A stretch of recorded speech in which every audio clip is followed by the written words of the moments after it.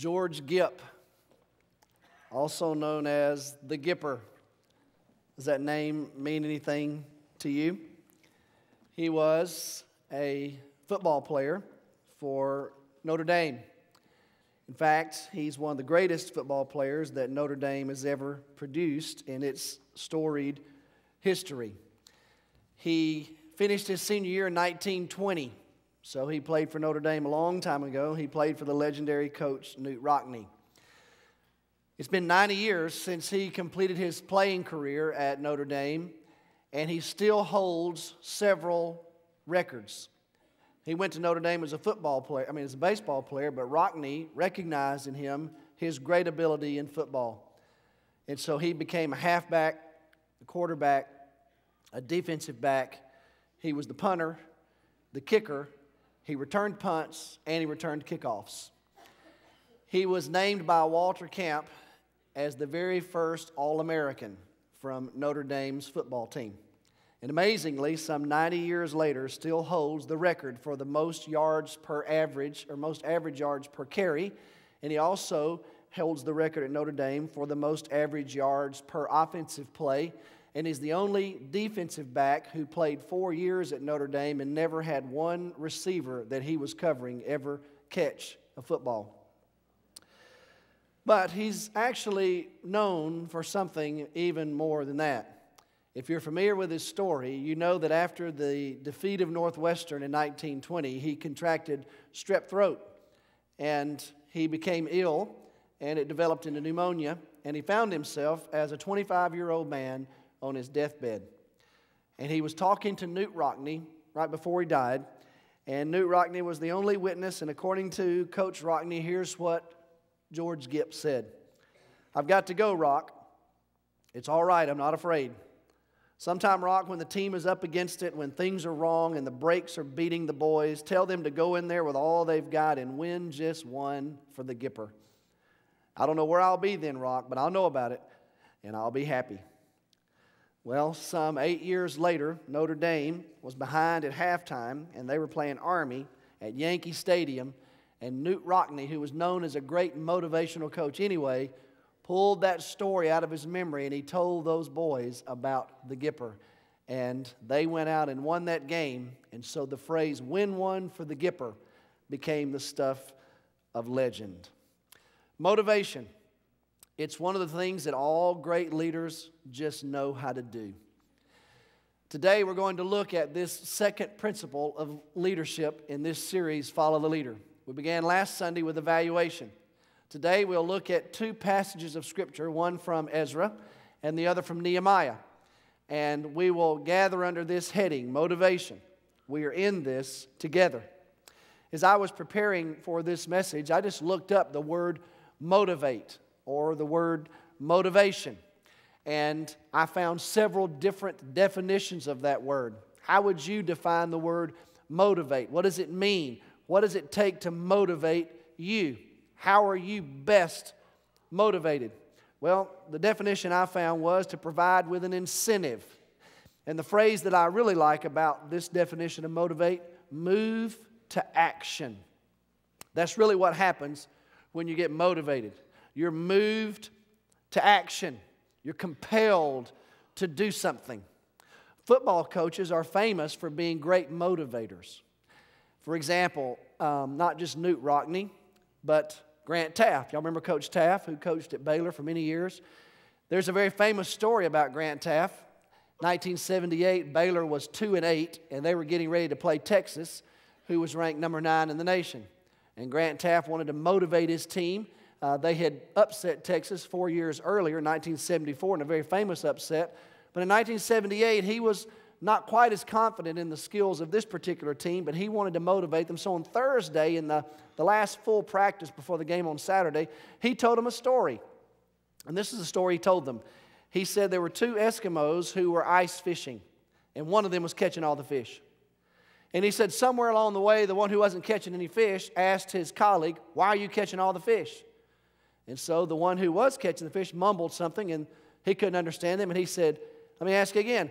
Why are you catching all the fish?" And the other fisherman did this. Put something in his hand. He said, "I'm keeping my worms warm." Well, on Saturday, after he had told that story on Thursday, right before the game, he told the players, he said, now when you go out there today, you're playing one of the best teams in the country, but if everybody will do their part, who knows? We might be able to pull this out with a victory. So we challenged them, and he said, everybody's got to do their part, from the trainer all the way to me. And with that, he reached in his pocket and he pulled out a worm, and he said, I'm going to do my part. I'll keep the worms warm. And he dropped that worm in his mouth. Now, did he swallow it, chew it? We don't know. Grant Taft says he spit it out, but Mike Singletary says, I think he swallowed it. But you know what happened? Texas was defeated that day by an inferior Baylor team. They went out and won, I think it was 34-14. They were inspired, motivated by their coach. Well, what motivates you? Tom Landry was a great motivator. Y'all remember him? Coach Landry said this one time, the job of a football coach is to make men do what they don't want to do in order to achieve what they've always wanted to be. Landry said, that's my job. I've got to challenge these men, sometimes to do what they don't want to do, but I know what their goals are. They want to be champions. And Landry had the ability to motivate his players to championships. Well, this morning I want us to learn about motivation, because people need to be motivated. They just need to be challenged. As leaders, it's our responsibility to motivate others. So this morning I want us to learn how better to motivate those that are in our charge, the ones that we're having influence over. Let's learn from two examples out of Scripture. These two stories, Ezra and Nehemiah, are going to guide us for most of our journey in this series, Follow the Leader. So look with me at Ezra 3. We're also going to look at a passage out of Nehemiah. Now let me just remind you that the core story in the book of Ezra is the rebuilding of the temple.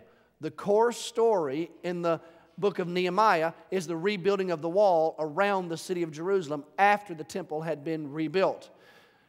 And they describe two different actions at successive times in the history of Israel. When you're in Ezra 3, is 538 BC. The Jews have come back to Jerusalem. They are now trying to gather themselves to where they can get the resources together and they can rebuild the temple that was burned down by Nebuchadnezzar in 587 BC. Let's pick up the story in Ezra 3, verse 7. Ezra himself is not going to show up until many years later, but he is recording this story for us, and we learn some valuable principles about motivation from the two men who were in charge at the time, Jeshua and Zerubbabel. So look at verse 7. Then they gave money to the masons and the carpenters. They gave food and drink and oil to the people of Sidon and Tyre, so that they would bring cedar logs by sea from Lebanon to Joppa, as authorized by the Cyrus, king of Persia, in the 2nd month of the 2nd year after their arrival at the house of God in Jerusalem. Now Solomon, when he built the original temple, he built it in the 2nd month. And one of the things that Solomon did, if you remember when you read that story in 1 Kings, is he gathered together the artisans. He put together the craftsmen. He then sent for the supplies to Lebanon to make sure that they had the timber that they needed, to make sure they had everything that was there on site so they could build the temple. Now here we are, many years later, that temple's been destroyed. Now we have these other two men who are in power, and they're doing the very same thing in the 2nd month.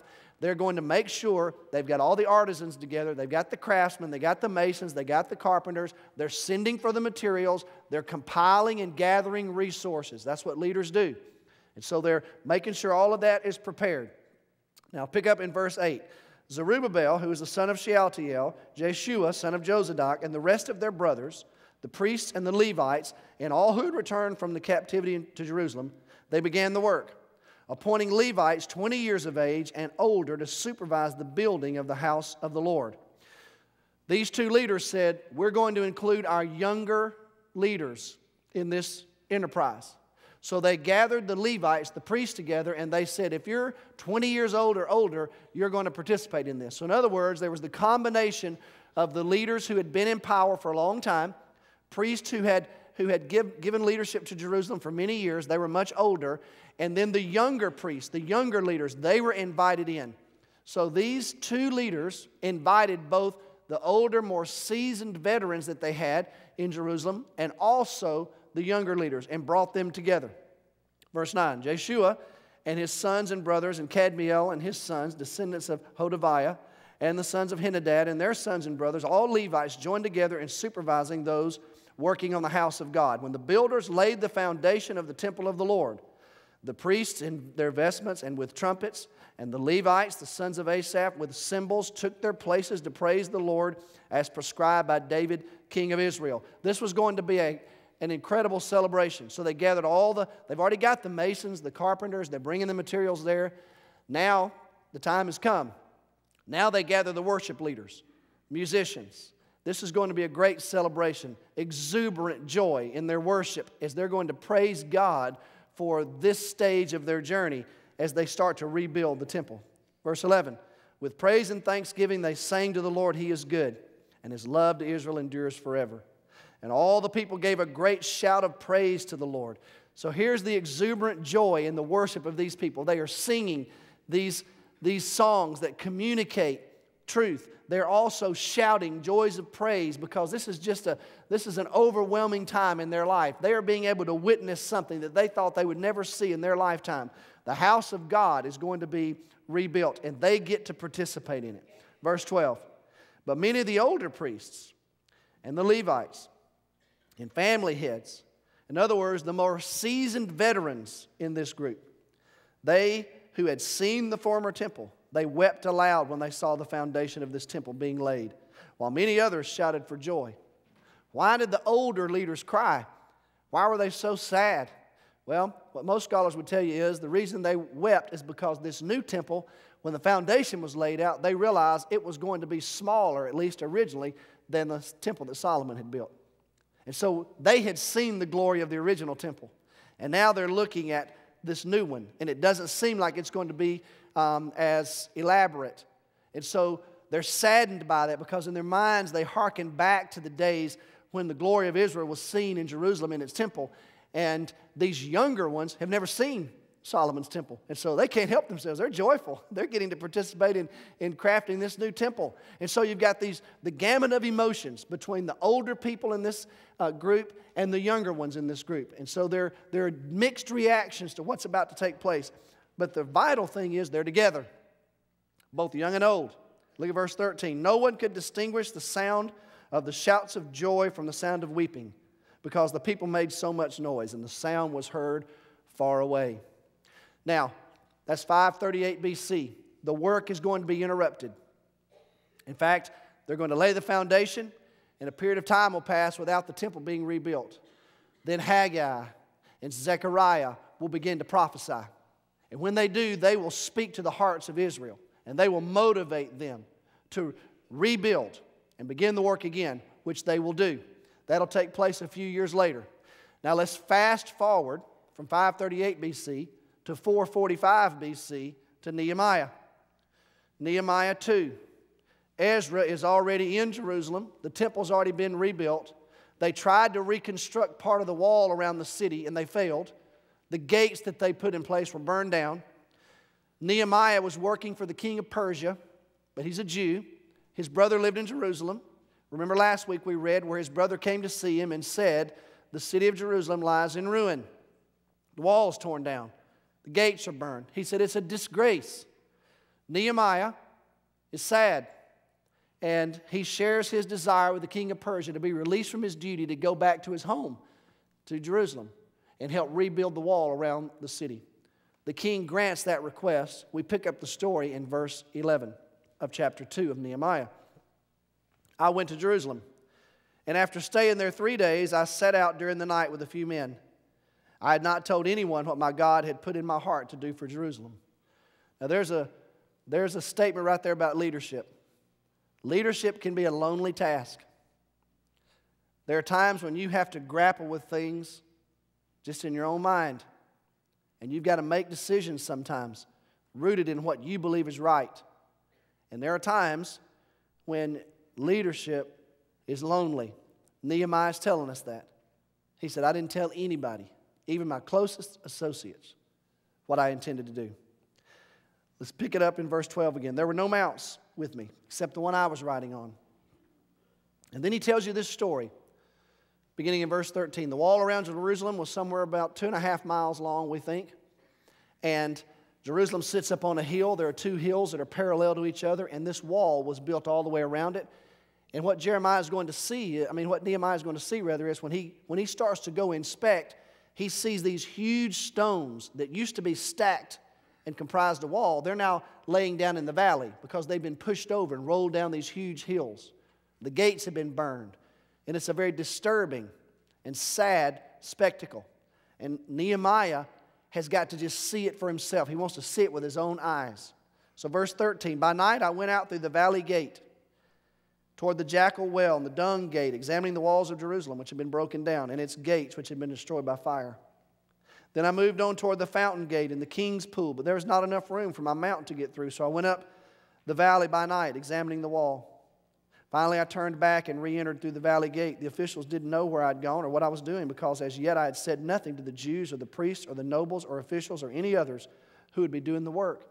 This was a sad time for Nehemiah. You see, the people were discouraged. There were people who were still living in Jerusalem. They were there when he got there. Many of them walked by those huge stones every day, and they never had any motivation or any desire to try to take those stones and haul them back up that hill and reconstruct that wall. A lot of them thought they couldn't even do it. They were fearful of their enemies. And so not only was there destruction in the city, there was discouragement in the hearts of the people. They were despondent, and the task was huge to try to rebuild this wall, particularly without the protection of an army. So it was a challenging time. Verse 17, then I said to them, you see the trouble we're in. Jerusalem lies in ruins, and its gates have been burned with fire. Come, let us rebuild the wall of Jerusalem, and we will no longer be in disgrace. I also told them about the gracious hand of my God upon me and what the king had said to me. They replied, let us start rebuilding. So they began this good work. But when Sanballat the Horonite and Tobiah the Ammonite official and Geshem the Arab heard about it, they mocked and ridiculed us. What is this you're doing, the king? They asked. Are you rebelling against the king? Anytime you seek to accomplish something great, you can pretty much guarantee there's going to be opposition. Because if there wasn't opposition, everybody would be doing something great. There's always going to be opposition. That's just how it is. And you know what? Some people think when opposition arises, that means God's not in it, because they somehow believe that it's got to be just a smooth path and nothing ever be a problem. There would be no challenges, that nothing can be further from the truth. Many times the presence of opposition is the sure sign that God is in it, instead of thinking that it's a smooth path. And so Nehemiah recognized that. So look at verse 20. I answered them by saying, the God of heaven will give us success. We as servants will start rebuilding. But as for you, you have no share in Jerusalem or any claim or historic right to it. Motivation. These two men, Zerubbabel, Jeshua, they were able to motivate these people at some point in time to rebuild the temple, restore the foundation of the temple. And then not only that, you fast forward in time, and Nehemiah is going to gather the people and challenge them and motivate them to rebuild the wall. Now, as I was preparing for this message, I read several articles. I'm reading through several books about leadership, and I came across this quote from one of the books Chuck Swindoll's written about leadership. Let me just share it with you. Here's what Swindoll says, and it's actually printed for you on the back of your worship guide. There are a couple of quotations printed there. Swindoll says there's two kinds of motivation. There's extrinsic motivation. That's the kind of motivation that speaks to the external of a person. That's reward-based motivation. In other words, that's motivating people by saying, okay, if you'll do this, this, and this, I will give you that. It's rooted in positive reinforcement. It's the kind of thing that we use with children. And it's perfectly a good motivation as far as it goes, particularly with those that are less than mature, where you say, do this, here's your reward. Here's what Swindoll says, though. He says it's the most common kind of motivation there is, but it's used by fewer great leaders. He says great leaders don't use extrinsic motivation. They use intrinsic motivation, which appeals to the internal part of a person, which is something very different.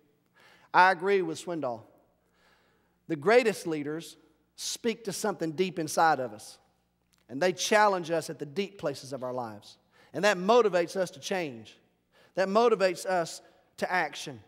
Not some desire for a reward or an award or something that's out there in front of us, but that just, it touches something deep within us.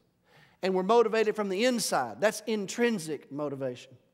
Reggie McNeil, he says that he was attending a conference, and while he was there, he went for a walk in the park in the city. He said he sat down on a park bench, and he was just having a time of rest and reflection and prayer. And he said he noticed a lady in a green uniform sweeping the sidewalk.